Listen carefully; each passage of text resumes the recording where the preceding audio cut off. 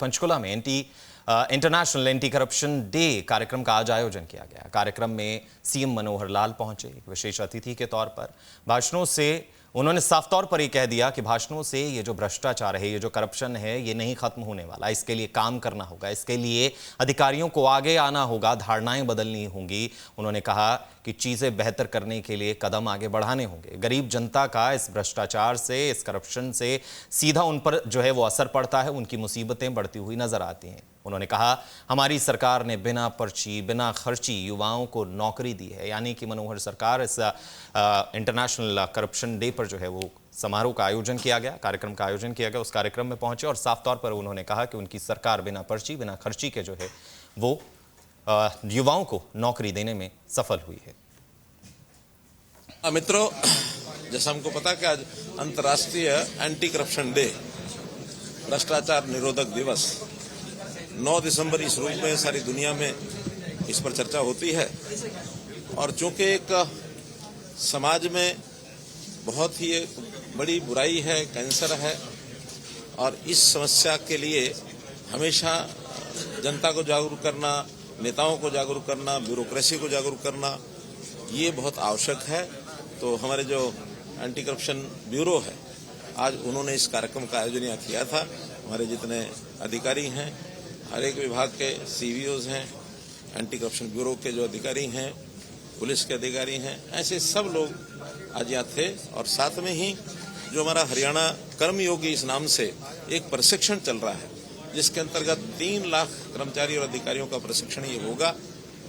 नवंबर 20 को शुरू हुआ था, 31 मार्च तक ये अलग अलग जगह पर प्रशिक्षण क्लासेस लगेंगी। वो लोग भी आज 20 स्थानों से, 9 जिलों में 20 स्थानों पर ये ट्रेनिंग चल रही है, वहाँ से सीधे जुड़े हुए थे। तो करप्शन के विषय पर काफ़ी चर्चा अधिकारियों ने भी की, मैंने भी की है कि हम अपने इस करप्शन वाले विषय को कैसे जन जागरण के माध्यम से या कोई दंड के माध्यम से अथवा लोक लाज का जो एक हथियार होता है उसके माध्यम से इसको समाप्त कर सकते हैं। क्योंकि करप्शन सीधा असर जो है वो हमारे देश की जो गरीब जनता है, उस गरीब जनता के ऊपर ही डालते हैं। तो हमें अपने समाज के प्रति संवेदनशीलता का उदाहरण रखना चाहिए, करप्शन से लोगों को दूर करना चाहिए।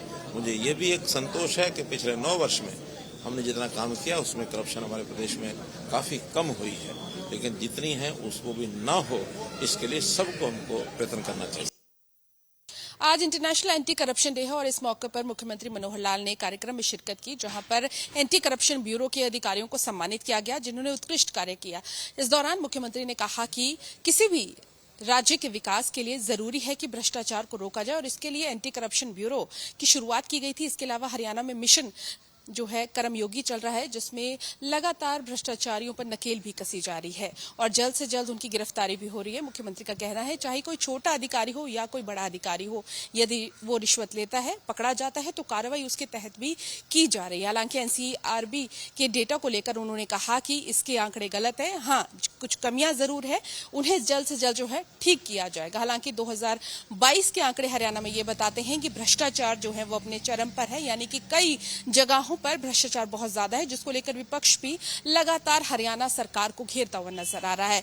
लेकिन मुख्यमंत्री ने कहा कि आने वाले समय में भी बहुत ज्यादा दिक्कत लगती है, इस चीज को कंट्रोल करने में जूझना पड़ेगा कुछ समय तक, क्योंकि ये डिपेंड करता है एक नागरिक के विचार पर और उसकी सोच पर।